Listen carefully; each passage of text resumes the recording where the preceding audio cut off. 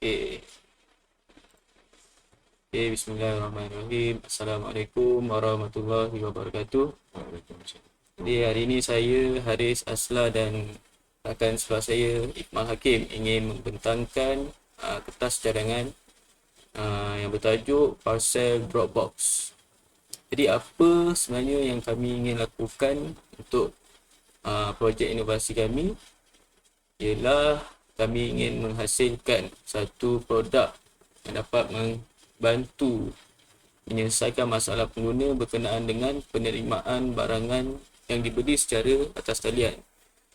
Jadi untuk pengenalan projek ini, kami akan beritahu tentang di Malaysia penggunaan internet meningkat kepada 79%. Jadi disebabkan itu banyak ramai orang membeli atau menjual secara atas talian. Jadi penggunaan perkhidmatan kurier pun semakin meningkat. Jadi barang-barangan yang dibeli secara online pun turut meningkat jumlahnya. Okay. Kadar jual beli dalam internet juga turut meningkat seperti yang saya kata tadi. Proses jual beli melibatkan antara pembeli, peniaga dan perkhidmatan kurier. Jadi proses jual beli itu melibatkan antara pembeli. Pembeli itu siapa? Pembeli itu adalah kita lah pengguna ataupun peniaga yang ingin berniaga, dan melibatkan perkhidmatan kurier juga. Jadi perkhidmatan kurier ni ada banyak ejen-ejen dia seperti JNT, Pos Laju, apa lagi? Ninja Van dan sebagainya lah. Okay, kita pergi kepada slide seterusnya. Kita lihat kepada latar belakang masalah. Jadi masalah pengguna ni, kita nak cakap biasanya pengguna tiada di rumah lah apabila mereka beli secara atas talian. Jadi barangan tu dihantar ke rumah, kesannya mereka pergi bekerja. Jadi pengguna ni tiada di rumah dan kurier yang akan menghantar barangan tu sampai ke rumah dan meletakkan di kawasan rumah lah. Tapi tiada tempat yang sesuai untuk meletakkan barangan tersebut. Jadi ada kalanya pihak kurier mencampakkan daripada luar rumah untuk masuk ke dalam rumah supaya barang tu selamatlah duduk di dalam kawasan rumah. Jadi masalah yang banyak berlaku biasanya adalah kerosakan dari segi barangan tersebut. Nanti kita akan lihatlah pernyataan masalah yang sering berlaku. Okey, dan juga boleh melibatkan kepada sikap pekerja perkhidmatan kurier jugalah. Okay. Sikap pekerja yang sikap pekerja yang mengambil ringan atas barangan pelanggan. Contohnya seperti macam Haris katakan tadi, dia dah sampai kat rumah, dah hantar barang tapi tak ada orang kat rumah. Jadi dia campak saja ke dalam rumah untuk pastikan barang tu dalam rumah. Kita tak tahu yang barang tu mungkin boleh jadi kaca, boleh jadi barang yang sangat antik ataupun fragile. So, kalau dia campak sesuatu hati akan menyebabkan kerosakan lah pada barang tersebut. Dan kalau dibiarkan di luar rumah saja, ada risiko di mana risiko tu pencurian berlaku ataupun terkena cuaca seperti hujan, angin tiup, dan mungkin ada kalau gangguan lain seperti binatang, mungkin barang makanan, anjing-anjing atau kucing-kucing, dia akan bau makanan tu dan dia akan makan lah. Dan disebabkan masalah tersebut, jadi kami pun mengambil inisiatif untuk menghasilkan sebuah produk. Walaupun produk itu telah ada, tapi kami menambah baiknya dari segi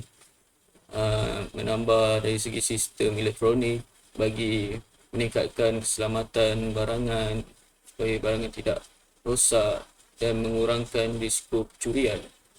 Okey, kita lihat pada slide seterusnya, iaitu penyataan masalah ni yang saya katakan tadi, iaitu barangan rosak. Mungkin barangan tu akan terdedah pada cuaca hujan, matahari panas. Ada barang yang tidak boleh terkena panas, ada barang yang tidak boleh terkena hujan. Dan yang kedua ni adalah pihak kurier yang tidak menjalankan tugas dengan baiklah, yang tidak amanah, mencampakkan barang pengguna ke dalam rumah.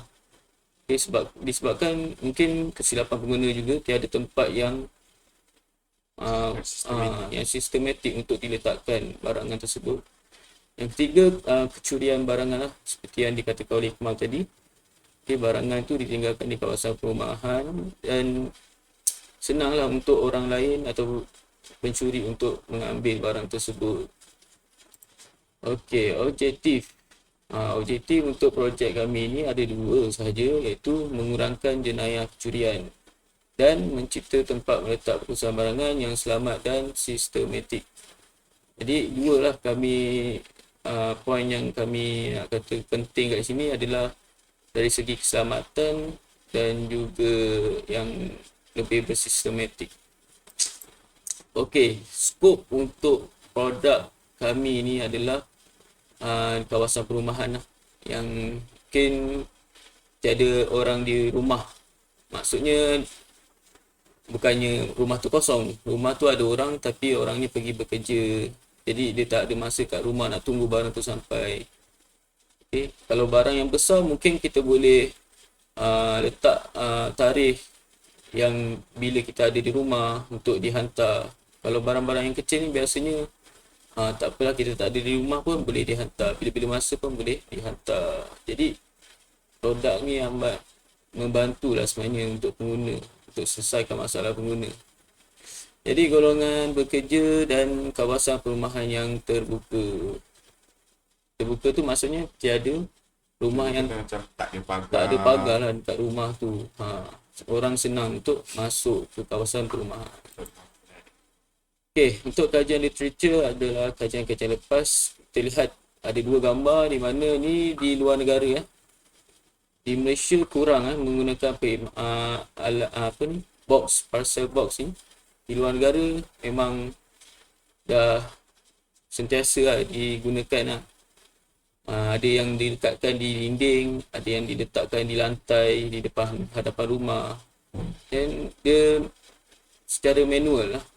Kita boleh lihat di sini tiada sistem elektronik lagi lah yang digunakan. Ia penggunaan yang tidak ramai di luar dan di dalam Malaysia. Parcel drop box di Malaysia masih digunakan secara manual dan tidak bersistem elektronik. Seperti yang digunakan di Malaysia hanya untuk surat saja. Kebiasaan kita lihat kat Malaysia ni hanya peti surat saja yang ada. Untuk peti barangan-barangan yang beli secara atas talian ni tidak ada lagi yang guna. Walhal kita lihat zaman sekarang ni semua teknologi.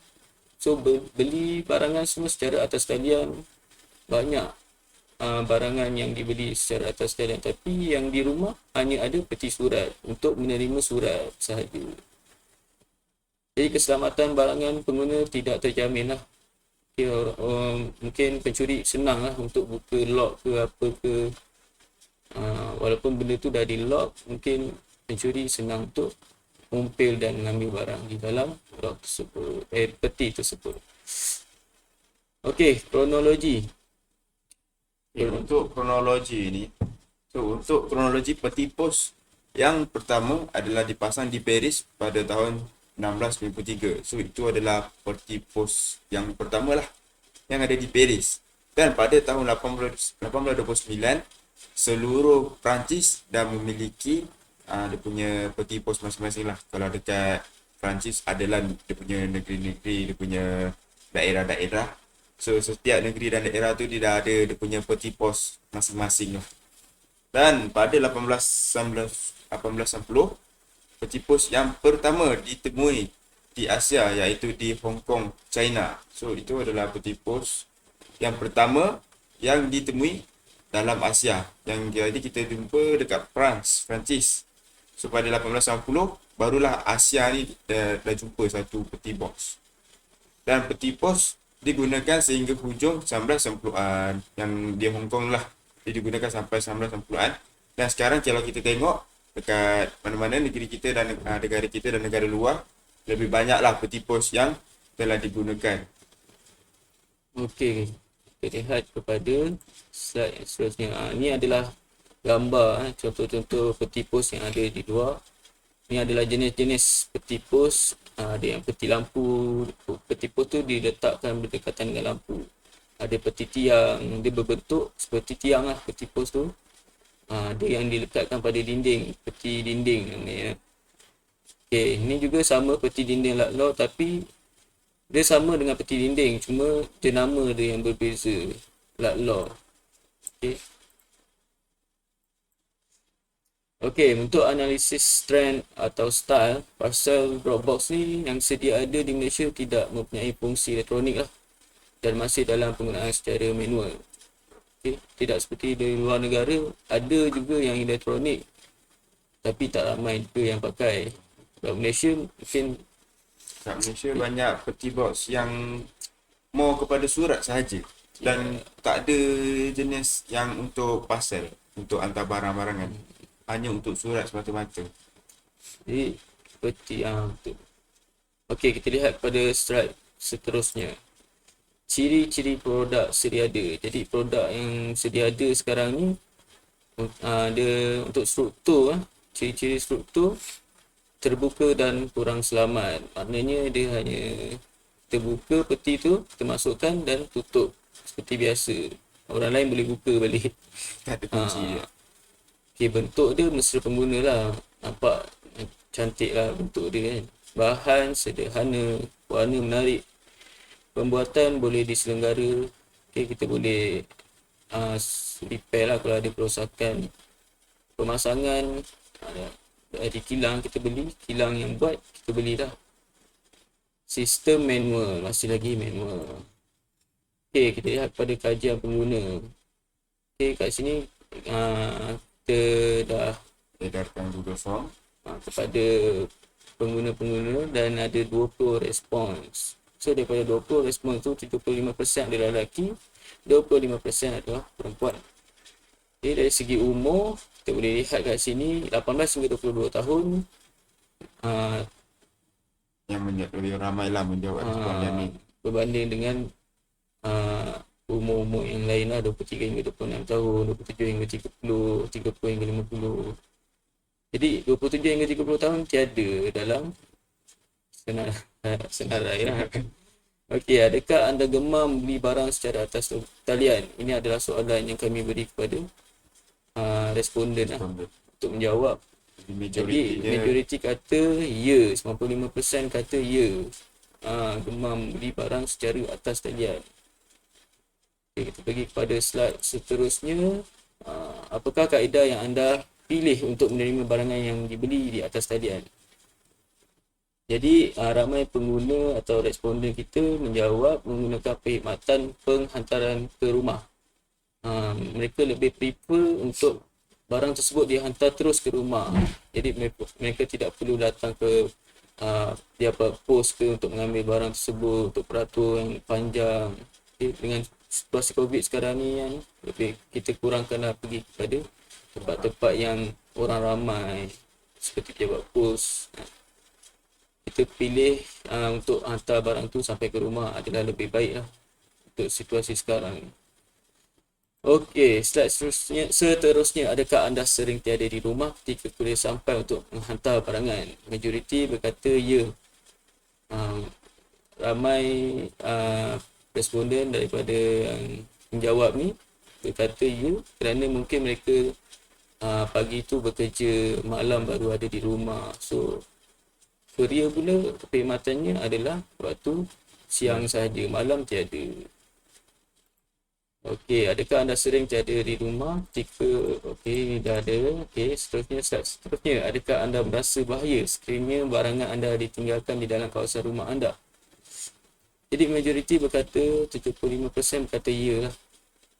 Okay, mereka takut kalau barang mereka tu hanya walaupun ada di dalam kawasan rumah tapi mereka takut barang mereka dicuri. Ya, ada responden yang mengatakan masalah kecurian ni banyaklah berlaku. Lepas tu kita lihat pada soalan yang seterusnya, adakah rumah anda memerlukan tempat yang selamat untuk meletakkan barang yang dihantar? Okey, bila pengguna membeli barang secara atas talian, barang tu dihantar ke rumah.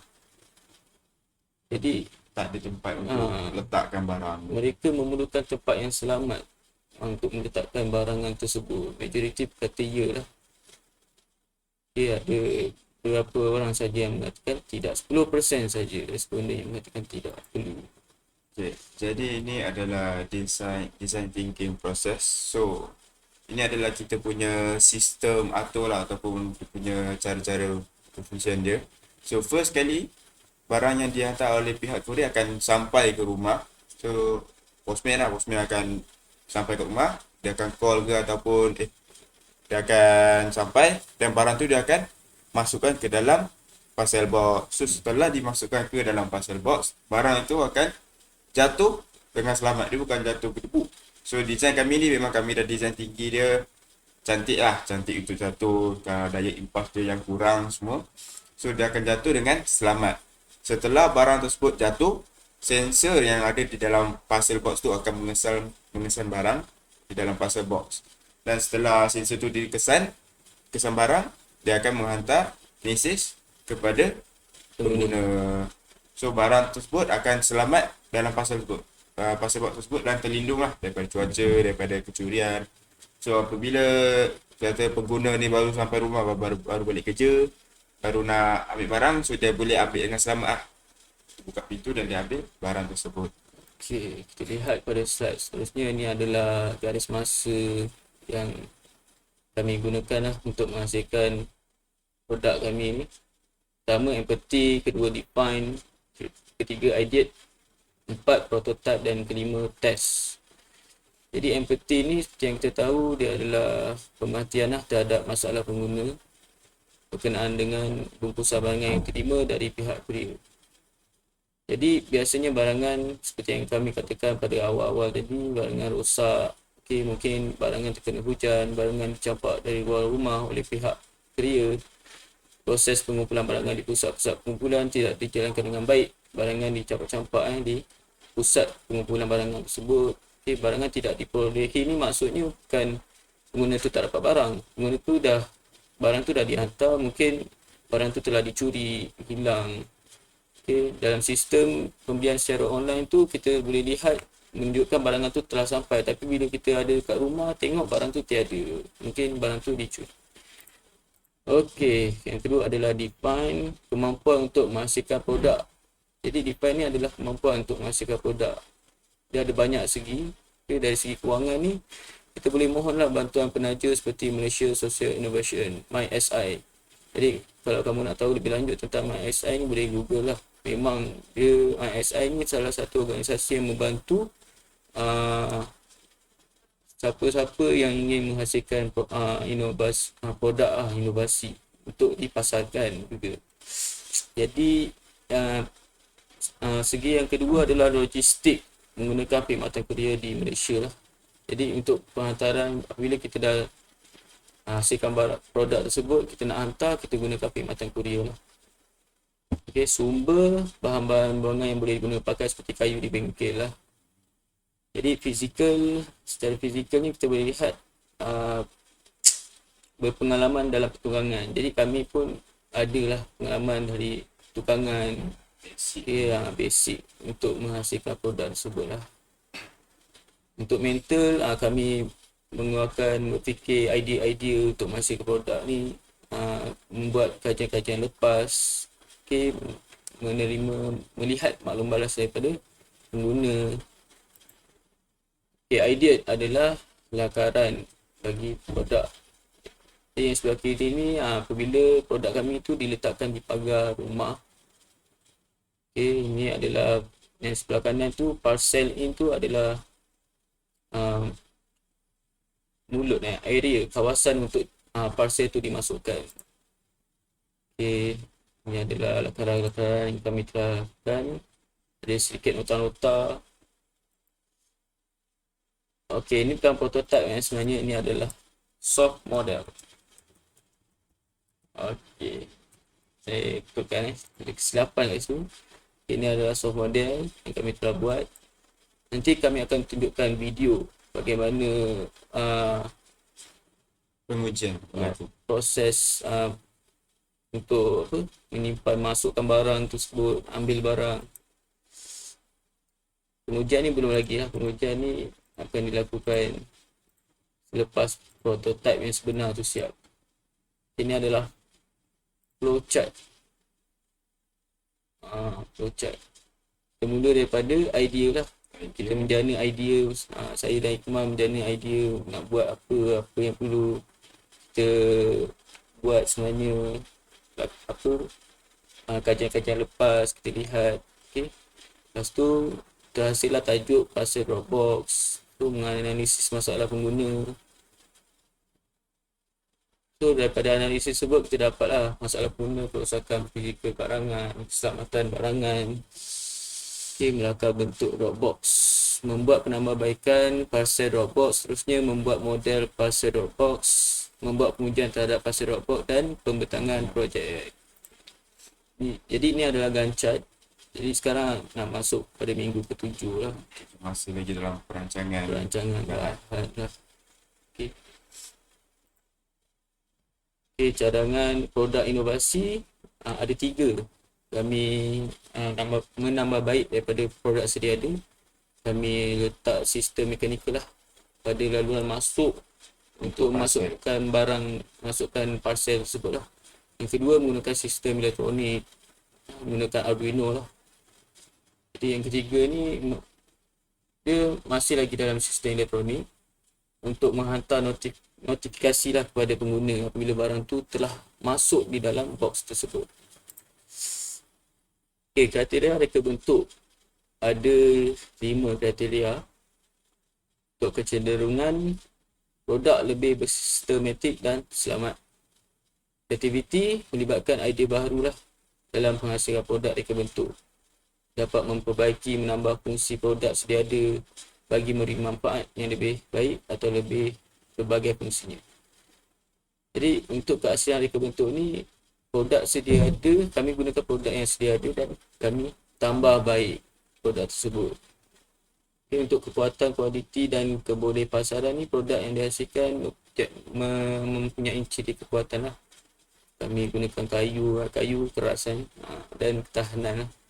2 kriteria ada membolehkan produk dipasarkan. Anthropometri. Jadi anthropometri adalah ketinggian manusia di Asia sekitar 165 cm.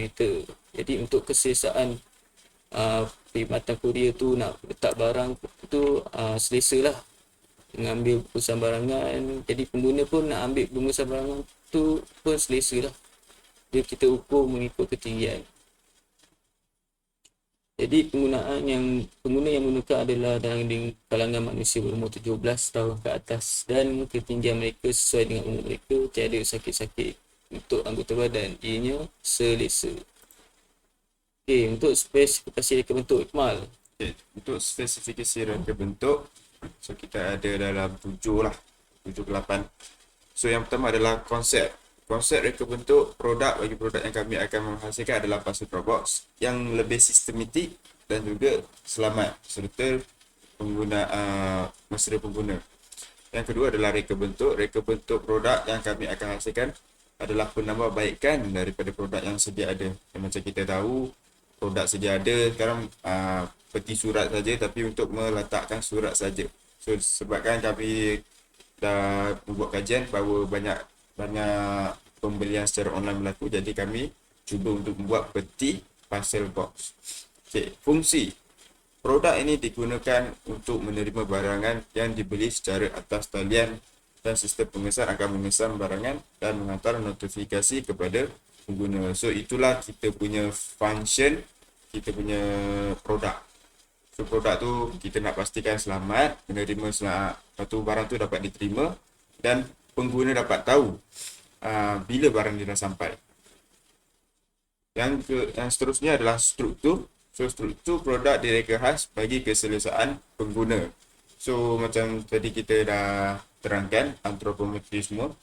So ketinggian produk tersebut kami akan tetapkan pada ketinggian average purata manusia di Asia, iaitu 165 cm.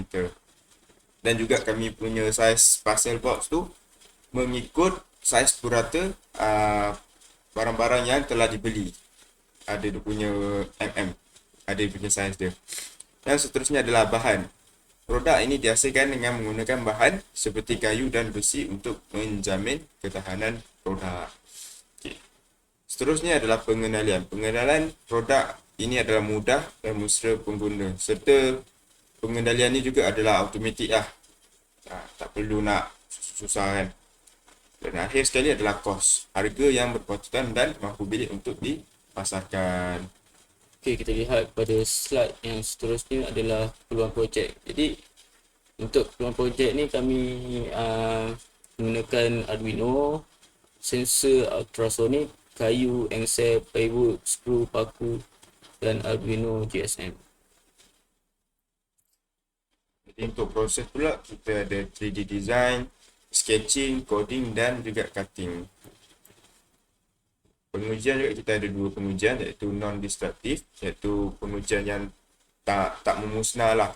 So membuat pengujian untuk ketahanan produk ni. So kalau produk ni tahan, maka kita boleh proceed lagi lah dengan untuk kita punya market value lah, pemasaran nanti pasarkan lah. Kemudian adalah pengujian kefungsian. Kita test fungsi dia punya sistem notifikasi dan juga sistem dia punya barang tu. Barang tu dijatuhkan, diturunkan dengan selamat daripada parcel box.